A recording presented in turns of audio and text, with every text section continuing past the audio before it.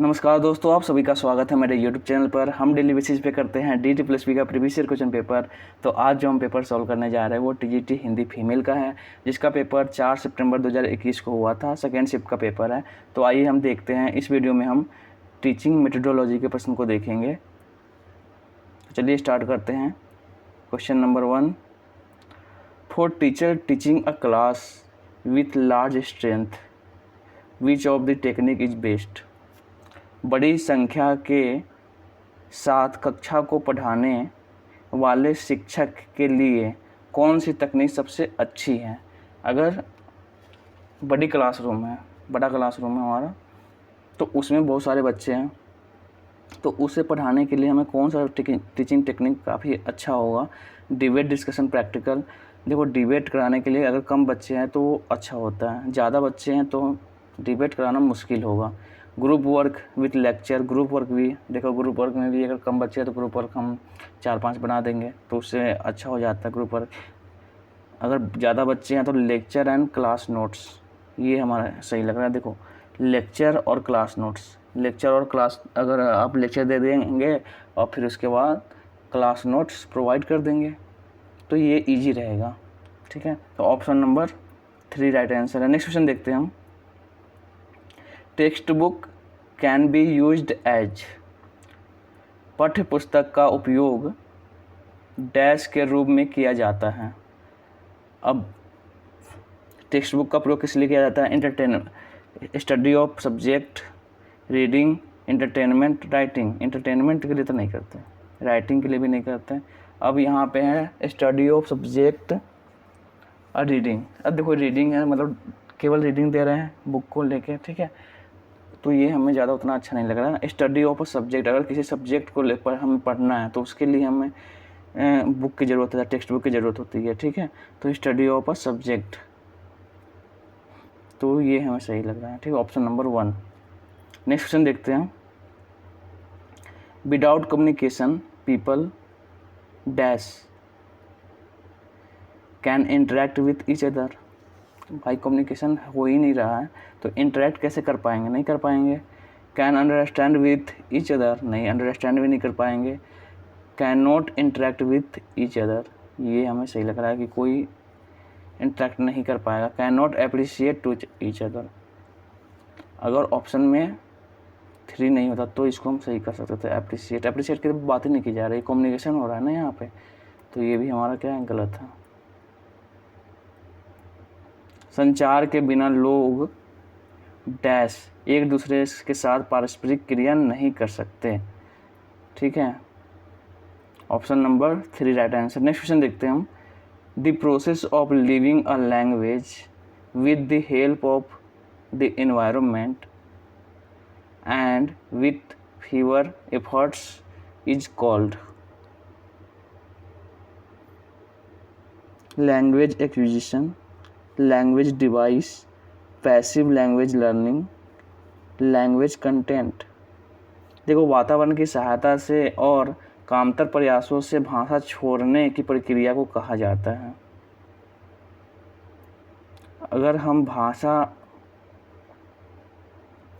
छोड़ने की प्रक्रिया को, मतलब हम क्या कर रहे हैं कि वातावरण की सहायता से हम दूसरे वातावरण में, मतलब दूसरी इन्वायरमेंट में गए, ठीक है, और वहाँ पे जाके हमने क्या किया कि अपनी भाषा छोड़ दी, वहाँ की दूसरी जो भाषा थी उसको हमने क्या कर लिया, एक्वायर कर लिया। तो उसे हम क्या बोलते हैं? लैंग्वेज एक्विजिशन, भाषा अर्जन। भाषा उपकरण नहीं होगा, निष्क्रिय भाषा अधिगम नहीं होगा, भाषा विषय वस्तु भी नहीं होगा। ऑप्शन नंबर 1 राइट आंसर हमारा भाषा अर्जन कहेंगे। नेक्स्ट क्वेश्चन देखते हैं हम। Which pair help participants to develop interpersonal skill, confidence, communication and assertiveness, male, female, mix gender, transgender. अब देखो, कौन सी जोड़ी प्रतिभागियों के परस्पर कौशल, आत्मविश्वास, संचार और मुखरता विकसित करने में मदद करते हैं। अब यहाँ पे हमें दिख रहा है, देखो कि कौन सा ग्रुप, अगर मान लेते हैं केवल हमने मेल का ग्रुप बना दिया तो इससे इंटरपर्सनल स्किल डेवलपमेंट होगा, कॉन्फिडेंस डेवलप होगा। फीमेल का बना दिए कम्युनिकेशन स्किल उतना अच्छा नहीं होगा। मिक्स जेंडर अगर हम बनाते हैं, मेल फीमेल सबका एक ग्रुप बना देते हैं, तो उसमें क्या होगा ना कि इंटरपर्सनल स्किल भी अच्छा हो, कॉन्फिडेंस भी आएगा, ठीक है, कम्युनिकेशन स्किल भी सबका अच्छा होगा। तो हमारा जो मिक्स जेंडर है हम उसका प्रयोग कर सकते हैं। मिक्स जेंडर मतलब मेल फीमेल सबको एक साथ रखकर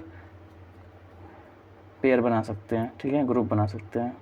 नेक्स्ट क्वेश्चन देखते हैं कौन सा हो गया इसमें, ऑप्शन नंबर 3। नेक्स्ट क्वेश्चन देखते हैं, eight which stage the model of activity curriculum could not move above. तो इसमें लिखा है कि किस चरण में गतिविधि पाठ्यक्रम का मॉडल निम्न में से ऊपर नहीं किया जा सकता। तो एलिमेंट्री स्टेज है जिसमें 6 से 11 साल तक के बच्चे आते हैं, ठीक है, प्रारंभिक चरण जिसे बोलते हैं। अब इसमें क्या है ना कि हम इसमें पाठ्यक्रम को चेंज नहीं कर सकते, ऊपर नहीं ले जा सकते।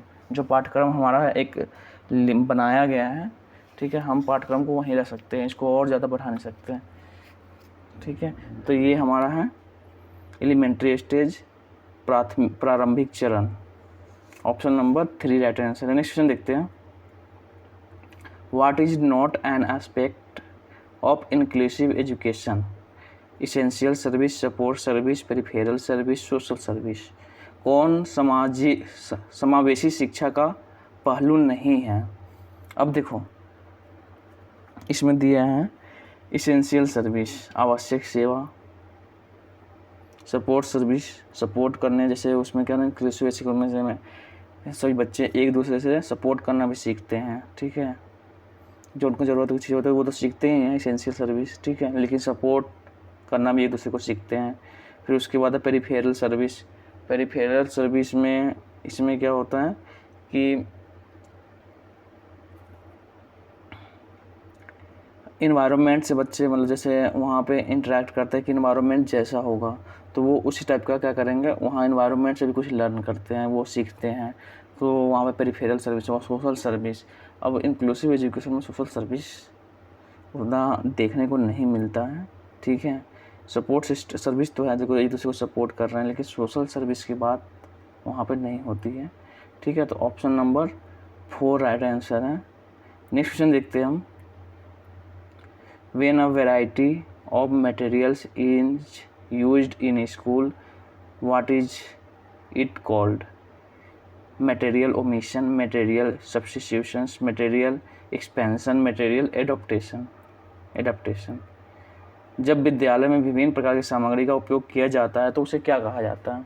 अब देखो अलग अलग टाइप की वहाँ पर सामग्री का प्रयोग किया जा रहा है, तो मटेरियल ओमिशन में मटेरियल चूक तो होगा नहीं, प्रतिस्थापन भी नहीं होगा। अब मटेरियल एडॉप्टेशन होगा वहाँ पे, क्योंकि हमने क्या किया, सामग्री अनुकूलन की सामग्री प्रयोग करना स्कूल में स्टार्ट कर दिया, जो मटेरियल है TLM जिसे बोलते हैं, ठीक है, बच्चों को दिखा दिखा के पढ़ाना स्टार्ट कर दिया।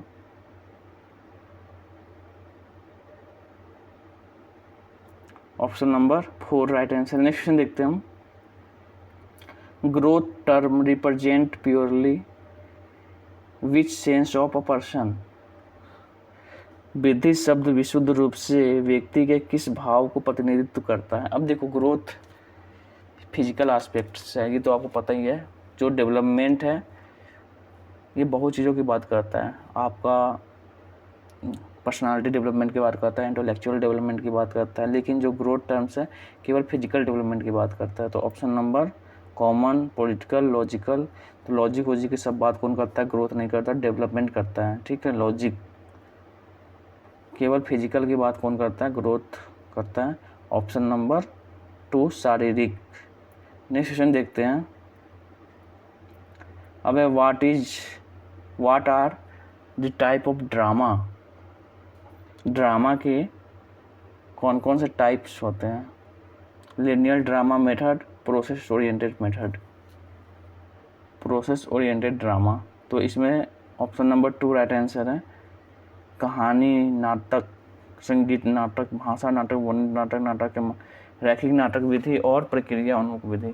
तो लिनियर ड्रामा मेथड क्या है, मतलब ये एक लिनियर मतलब एक रैखिक उसमें चलता है। जैसे एक कथा है, कथा पे हमने क्या किया, नाटक किया, तो वो एक घटना के बाद एक दूसरी घटना को हम उसमें क्या करते हैं, लाया जाता है। जैसे एक घटना हुआ, फिर उसके बाद दूसरी घटना हुई, तो ऐसे ऐसे इसको लीनियर ड्रामा मेथड कहा जाता है। प्रोसेस ओरिएंटेड मेथड ड्रामा क्या होता है कि हम क्या कर रहे हैं कि किसी प्रोसेस को लेकर, जैसे स्टूडेंट्स हैं और टीचर हैं क्लास में पढ़ाने के, तो ये स्टूडेंट और टीचर के बीच शिक्षण और सिखाने की जो विधि है, जैसे मान लेते हैं ना कि एक टीचर है, उसे पृथ्वी की गतियाँ बतानी है, तो उसने क्या किया कि एक बच्चे को बुलाया और बुलाकर वहाँ पे कि बच्चे को खड़ा कर दिया, ठीक है, और एक बच्चे को कह दिया कि आप अपने अक्ष पर ऐसे घूमेंगे और फिर उसके बाद इसका चक्कर लगाएंगे। तो ये हमारा क्या हो गया, अब तो हम बताएंगे कि अगर ये अपने अक्ष पे घूम रहा है तो ये क्या हो गया कि ये हमारा घूर्णन गति हो गई। अगर फिर उसके बाद ये किसका सूर्य का चक्कर लगा रहा तो ये हमारा परिक्रमण गति हो गया। तो ऐसे हम क्या कहते हैं, एक प्रोसेस के थ्रू बच्चों को समझाया जाता है, नाटक करके, मतलब उसको थोड़ा मतलब नाटक करके किया जाता है। चाहे हम और भी कुछ जैसे पाठ ले लेते हैं कुछ टॉपिक पर, ठीक है, और बताते हैं कि आप ये बन जाइए, आप ये बन जाइए, और हम ड्रामा करके वहाँ पर दिखाते हैं, ठीक है। तो वहाँ पे पहले कोई हम वो नहीं करते, रिहर्सल नहीं करते, डायरेक्ट वहाँ पर हम प्रोसेस के थ्रू उसको वहाँ पर ड्रामा करते हैं, ठीक है। तो उसी को बोलते हैं प्रक्रिया उन्मुख ड्रामा। तो ये हो गया ऑप्शन नंबर आपका 2 राइट आंसर है। तो ये आपके 10 क्वेश्चन कंप्लीट हो गए टीचिंग मेथोडोलॉजी के। आई होप वीडियो आपको अच्छा लगा होगा। अगर वीडियो अच्छा लगा तो लाइक करिए, सब्सक्राइब करिए, शेयर करिए। मिलते हैं नेक्स्ट वीडियो में। जय हिंद, जय भारत।